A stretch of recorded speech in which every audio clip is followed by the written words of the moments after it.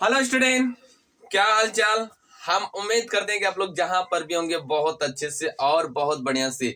चलिए आज की वीडियो में हम डिस्कस करते हैं स्टूडेंट, सबसे इंपॉर्टेंट कंसेप्ट है जो आपका एक छोटा सा टॉपिक है जिसका नाम होता है क्या होता है जब। कहोगे सर ये कैसा नाम है, तो जी हाँ स्टूडेंट, आप अगर तैयारी करते हो तो आप देखे होंगे मॉडल पेपर या आपको अगर 2-4 साल का पेपर मिला होगा तो उसमें कई बार एक्शन दिया गया होगा कि क्या होता है जब। और ये जो कंसेप्ट होता है क्या होता है जब, ये आपको 5 नंबर में आता है। कितने नंबर में आता है? पूरे 5 नंबर में आता है। और 5 नंबर में 5 रिएक्शन देगा और ये सबसे टफ होता है।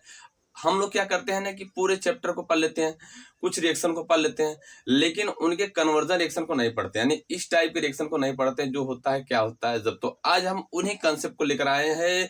हम लोग पूरा ओवरऑल पढ़े हैं, आपको मालूम है कि पूरा ओवरऑल पढ़े, लेकिन उनसे कुछ कंसेप्ट जो आते हैं 5 नंबर में क्या होता है जब, उस तरह के क्वेश्चन को हम लेकर आए हैं जो आपको हर साल, यानी आपके बोर्ड में हर साल कुछ कंसेप्ट बार बार रिवाइज किए गए, उनको हम लेकर आए हैं। तो आइए देखते हैं, हम 5 रिएक्शन लाए हैं। ये कई बार पूछा गया है आपके बोर्ड के एग्जाम में, तो हम इन 5 रिएक्शन को आज ध्यान से देखेंगे। तो सबसे पहले हम देख लेते हैं कि क्लियर लिखा क्या गया ऊपर, क्या होता है जब में। आइए तैयार हो जाओ, पहले आप तभी हम पढ़ेंगे क्या होता है जब। तो चलो देख लो, हमने बोला क्या होता है जब। क्लियर दिया गया है ना कि एथिल अल्कोहल को भिन्न ताप पर शांत H2SO4 के साथ क्रिया करते हैं। इसका कहने मतलब क्या होता है कि क्या होता है जब अगर एथिल अल्कोहल शांत H2SO4 के साथ भिन्न ताप पर क्रिया करता है। तो ध्यान सुनिएगा, एथिल अल्कोहल शांत H2SO4 अगर ताप के साथ रिएक्शन होता है तो आप याद रखिएगा कि ईथर बनेगा। क्या बनेगा? ईथर। वो कौन सा ईथर होगा? Die ethyl ether. अगर एथिल अल्कोहल है तो डाई एथिल ईथर, यदि मेथिल है तो क्या हो जाएगा? Methyl dimethyl ether. मतलब जैसा अल्कोहल होगा वैसा ईथर बनेगा। तो यहाँ पर दिया क्या गया? Ethyl alcohol. क्लियर? किसी कोई दिक्कत? तो पहले आप एथिल अल्कोहल का सूत्र लिखो। यहाँ पर लिखोगे क्या? CH3। क्लियर? अब यहाँ पर लिख लोगे OH। इसका नाम क्या है स्टूडेंट? एथिल। क्या नाम है? Ethyl alcohol. इंग्लिश में लिख रहा हूँ, किसी कोई दिक्कत? चलो अब हम यहाँ पर ले लेंगे क्या? 2 ले लेंगे, एक और ले लेंगे एथिल अल्कोहल। इसको उल्टा करके लिख दे रहे हैं CH2। फिर क्या लेंगे हम लोग? CH3। अब इसको हम ना H2SO4 क्या ले लेंगे? H2SO4। ये कौन सा होगा? कौन सा होगा? सांद्र होगा। क्लियर? तो आप यहाँ पर लिख सकते हो, अगर आपके पास स्पेस है तो ब्रैकेट में लिख सकते हो सांद्र। क्या लिखोगे? सांद्र। सबको दिख रहा है? यस या नो? अब करना क्या है कि आप जानते हो कि अगर हम किसी भी केमिकल में अगर H2SO4 मिलाते हैं तो ये सबसे हरामी होता है। ये क्या करता है? जल को निकाल देता है, जिसका नाम ये होता है निर्जलीक कारक। क्या नाम होता है? निर्जलीक कारक। H2SO4 का नाम क्या है? निर्जलीक कारक। आप पढ़े ही हो। और ये क्या करता है, जब हम किसी भी केमिकल के ऊपर इसको गिराते हैं या जब किसी भी पदार्थ के ऊपर इसको गिराते हैं तो उनसे जल को तुरंत निकाल देता है। तो यानी हमने क्या किया कि एक बीकर लिया है, एक बीकर में हम एथिल अल्कोहल डाल दिया है और उस एथिल अल्कोहल में हमने क्या डाल दिया है?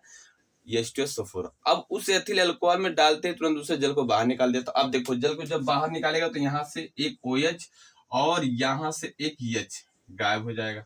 जब गायब हो जाएगा तो यहाँ पर क्या बन जाएगा? H2O। क्लियर? बस सबको जोड़ दो, तो जोड़ोगे तो क्या बनेगा? यहाँ पर बन जाएगा CH3 CH2 फिर O, फिर क्या जाएगा? CH2 फिर क्या जाएगा? CH3। देख लो एक बार अच्छे से, दिख रहा है ना? CH3 CH2 O CH3 CH2 CH3। तो अब देखो इसका नाम क्या जाएगा? एक एथिल एक एथिल, तो इसका लिख सकते हो डाई एथिल ईथर। क्या लिखोगे? Die ethyl ether. किसी कोई दिक्कत नहीं ना? और माइनस तो यहाँ पर जो निकल गया। तो ये रिएक्शन है इसका आंसर। पहले का आंसर समझ में आ गया कि क्या होता है जब हम एथिल अल्कोहल पर शांत H2SO4 भिन्न ताप पर मिलाते हैं। तो आप याद रखिएगा कि यहाँ पर आंसर में डेफिनेशन लिखने की जरूरत नहीं, खाली रिएक्शन लिखने की जरूरत है। 5 रिएक्शन है 5 नंबर के, यानी एक रिएक्शन 1 नंबर का। तो आप केवल डिफिनेशन नहीं, केवल रिएक्शन लिखना है। क्लियर? तो आइए देखिए यहाँ पर क्या लिखना है? एथिल अल्कोहल 2 लिए, शांत H2SO4 लिए, इनको मिलाएं तो जल निकल गया, बाकी बन गया हमारा क्या? Ethyl alcohol. क्लियर? देख लो देख लो, मिला लो, बैलेंस सही है कि नहीं। चलो ठीक, अब मैच्योर हो, क्योंकि आप बैलेंस सीखने नहीं आए हो, आप रिएक्शन सीखने आए हो। तो आपको अगर बैलेंस से कहीं छूटा भी है तो आप बना लीजिएगा। क्लियर? हालांकि छूटा नहीं है, 99 का 100% गारंटी लें, छूटा कहीं नहीं होगा। अगर यदि कहीं छूट गया मिस्टेक्स तो आप उसको बना लीजिएगा, क्योंकि आप तैयारी कर रहे हो, सीख नहीं रहे, आपको मालूम है कहाँ बैलेंस कैसी है। क्लियर? तो चलिए सबसे पहले हम लोग देखते हैं क्या नेक्स्ट सेकंड रिएक्शन क्या, कैल्शियम एसिटेट और कैल्शियम फॉर्मेट। मतलब यहाँ पर दिया गया है कि क्या होता है जब हम कैल्शियम एसिटेट और कैल्शियम फॉर्मेट को मिश्रण को गर्म करते हैं। सवाल है सर कैल्शियम एसिटेट और कैल्शियम फॉर्मेट, इनका फार्मूला क्या होगा? तो डेंजर बात है। तो आइए हम लोग देख लेते हैं। पहले बनाओ क्या?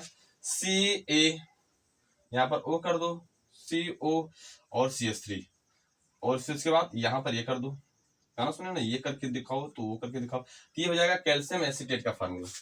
फिर हमको क्या करना है, कैल्शियम फार्मेट के साथ गर्म करना है, इसके साथ कैल्शियम फार्मेट। अब देखो ये H हो गया, तो पहली बात तो कार्बोनिल में अगर एक कार्बन होता है तो उसके लिए हम फार्म यूज करते हैं, ये कार्बोनिल है, इसमें एक कार्बन है फार्म, अगर दो कार्बन होता है एस्टिक, यहाँ पर देखो दो कार्बन तो एस्टिक, तो यानी कैल्शियम एसीटेट होगा, स्पेस नहीं, नाम आप समझ लीजिएगा, लिख लीजिएगा, इसका नाम, इस पूरे कंपाउंड का नाम है कैल्शियम एसीटेट और इसका नाम क्या है, कैल्शियम फार्मेट। क्लियर, तो किसी कोई दिक्कत? अब यहाँ पर इसको ले, अब हमने बोला क्या, क्वेश्चन में क्या दिया, क्या होता है जब यह कैल्शियम एसीटेट तथा कैल्शियम फार्मेट को मिश्रण को गर्म करते, तो अब देखिए कैल्शियम एसीटेट ले लिए, कैल्शियम फार्मेट ले लिए, दोनों मिश्रण कर दिए, अब इसको गर्म कर रहे हैं, तो गर्म के लिए यहाँ पर रिएक्शन में हीट का सिंबल दिखाना पड़ेगा, आपको डेल्टा मालूम है, आप पढ़ते हो फिजिक्स केमिस्ट्री पढ़ते हो, जानते हो कि क्या होता है हीट का सिंबल। क्लियर, अब हमको करना क्या है, यहाँ से ध्यान सुनेगा, यहाँ से हमको निकाल देना है, ये निकाल देना है CH3, और फिर हमको निकाल के देना है, यहाँ से निकाल देना है, ध्यान सुनो, बनेगा क्या, 2 मोल बन जाएगा CH3 COH, होगी सब्जी नहीं समझ में आया, ध्यान सुनेगा, अगर हम इसको निकालें और एक CH3 निकाले तो बन जाएगा क्या हमारा, यहाँ पर CH3 का जोड़ेंगे तो बन जाएगा हमारा एल्डिहाइड, कौन सा, एस्टर एल्डिहाइड, देखो एक एस्टर एल्डिहाइड, फिर यहाँ से इसको जोड़ेंगे तो 2 एस्टर, यानी 2 एस्टर एल्डिहाइड, ध्यान सुनो, CH3 निकालकर यहाँ जोड़ दिए, एक CH3 निकालकर यहाँ जोड़ दिए, तो अब देखो CH3 COH, CH3 COH, एक CH3 CHO का, यानी इसका देखो CH3 COH, ये बन गया, तो इसका नाम होता है क्या, एस्टर एल्डिहाइड होता है, तो यहाँ पर 2 मोल, यानी इधर से निकला, इधर से 2 मोल एस्टर एल्डिहाइड। अब बचा क्या, ध्यान सुनो, देखो हुआ क्या, COO CO2 हुआ, तो एक ऑक्सीजन इसको दे देंगे CO3 हो जाएगा, तो अब यहाँ पर एक कैल्शियम, फिर वही कहानी COO और एक इसको दे दिया ऑक्सीजन तो CO2, यानी 2 कैल्शियम है 2 कार्बोनेट समूह, तो यहाँ पर माइनस क्या हो जाएगा, कैल्शियम कार्बोनेट, क्या हो जाएगा, 2 कैल्शियम कार्बोनेट, यानी बनेगा, इसका मतलब क्या आंसर का, जब हम कैल्शियम एसीटेट को कैल्शियम फार्मेट के साथ गर्म करते हैं, या जब कैल्शियम एसीटेट और कैल्शियम फार्मेट के मिश्रण को मिलाकर गर्म करते हैं तो बनता है एस्टर एल्डिहाइड, और क्या बनता है, कार्बोनेट, कौन सा कार्बोनेट, कैल्शियम कार्बोनेट, इसका आंसर यहाँ पर देख लो, एक बार ध्यान से देखिएगा, हमने बोला क्या, जब हमने लिया क्या, कैल्शियम एसीटेट और क्या ले लिया, कैल्शियम फार्मेट, दोनों को मिक्स करके गर्म किया तो बना क्या, एस्टर एल्डिहाइड, और क्या बना, कैल्शियम कार्बोनेट। आ रही बात समझ, क्लियर, किसी को दिक्कत? चलो अब देखो नेक्स्ट क्या है, नेक्स्ट हमारा क्या है, एथिल अल्कोहल से एथिल सल्फेट, ये तो और डेंजर है, एथिल अल्कोहल से एथिल सल्फेट, ये कैसे बनेगा, बस कुछ करना नहीं है, इसमें टेम्परेचर की जरूरत नहीं है, यहाँ पर क्या करोगे, हम लोग ले लिए वही कहानी सेम है, इसमें क्या करोगे, एथिल अल्कोहल ले लिए, आप एथिल अल्कोहल में क्या कर दोगे, H2SO4 मिला दो, क्या मिला दोगे, H2SO4, चलो हम इसको H2SO4 की उपस्थिति में गर्म कर रहे हैं, H2SO4 की उपस्थिति में गर्म करते हैं, यहाँ से एक हाइड्रोजन और ये निकल गया तो बन गया H2, एक हाइड्रोजन और OH निकल गया तो बन गया H2, अब बाकी हाइड्रोजन SO4 इसके साथ जोड़ दो तो बन जाएगा CH3 CH2 और देखो HSO4, ये बन गया एथिल सल्फेट, एथिल अल्कोहल से एथिल सल्फेट, यानी हम जब अल्कोहल के अंदर, एथिल अल्कोहल के अंदर H2SO4 मिलाएंगे तो वहां से जल निकल जाएगा बाहर, फिर बाकी सल्फोनिक समूह, सल्फेट जो समूह हाइड्रोजन सल्फेट को हम इसके साथ जोड़ देंगे, बन जाएगा एथिल सल्फेट, क्या बन गया, एथिल सल्फेट। आ रहा समझ में, क्लियर, किसी को दिक्कत नहीं ना, चले अब देखो नेक्स्ट क्या है, रिएक्शन दिया गया है कि एथिल डाई एथिल ईथर को PCl5 से अक्रिया करता है, मतलब यहाँ पर दिया गया है कि क्या होता है जब डाई एथिल ईथर PCl5 से क्रिया करता है, यहाँ पर PCl5 मतलब कि फास्फोरस पेंटाक्लोराइड, क्लियर, क्या होता है जब डाई एथिल ईथर, लिखा क्या गया है पेपर में, पूछा गया कई बार, क्या होता है जब यह डाई एथिल ईथर को PCl5 से अक्रिया कराते हैं, क्लियर, तो यहाँ पर क्या करना है कि डाई एथिल ईथर का सूत्र क्या है, यानी यहाँ पर लिखा गया था कहाँ, डाई एथिल ईथर, इसको उठा लाओ, तो यहाँ पर ये देखो, आप अगर ये वर्ड जो लिखा गया ना, इसका आपको फार्मूला आना चाहिए, तब आप कर पाओगे, ये जो फार्मूला आना चाहिए तब ये क्या होता है जब को टच कर पाओगे, अगर आप फार्मूला याद किए होगे तभी क्या होता है जबकि कंसेप्ट को आप टच कर पाओगे, नहीं तो नहीं, और ये 5 नंबर का बहुत इंपॉर्टेंट कंसेप्ट है, क्लियर, देखो अब die ethyl ether CH3 CH2 फिर O, फिर क्या है यहाँ पर CH3, एक मिनट CH3 नहीं रहेगा CH2 रहेगा, CH2, फिर क्या हो जाएगा CH3। अब इसको हम PCl5 के साथ रिएक्शन करवाते हैं। अब जो बच्चा पढ़ा होगा, एल्कोहल वाला चैप्टर पढ़ाया गया था, उसको मालूम होगा, ईथर वाला जो चैप्टर पढ़ाया होगा उसको मालूम होगा। तो अब करना क्या है, यहाँ से 2 क्लोरीन निकाल कर हमको एक इसको देना है और एक इसको, मतलब 2 क्लोरीन निकाल कर एक एल्किल को इधर दे देना, एक और एक इधर दे, यानी 2 मोल बनेगा। यहाँ पर छोटा सा एरो बना रहे हैं, 2 मोल बन जाएगा CH3, फिर क्या बन जाएगा CH2 और क्या बन जाएगा Cl, यानी क्या बन जाएगा क्लोरो एथेन। क्या बन जाएगा बाबू, क्लोरो एथेन। और माइनस क्या हुआ, यहाँ पर बचा कितना क्लोरीन, PClO, और यहाँ पर ऑक्सीजन नहीं बचा, तो यानी बन जाएगा देखो POCl3 माइनस हो गया। यानी हमारा क्या हुआ कि यदि डाईएथिल ईथर से PCl5 क्रिया करता तो बनता क्या, 2 मोल क्लोरो एल्केन, या क्लोरो एल्केन का निर्माण होता है, या क्लोरो एथेन का निर्माण होता है। अरे बस मजा आ रहा है कि नहीं, यस या नो? चले आ जाओ, चल अब देख लो हुआ क्या, इतना कंसेप्ट क्लियर हुआ। अब नेक्स्ट क्या है, नेक्स्ट छोटा सा दिया है, गन्ना वाला सुने हो।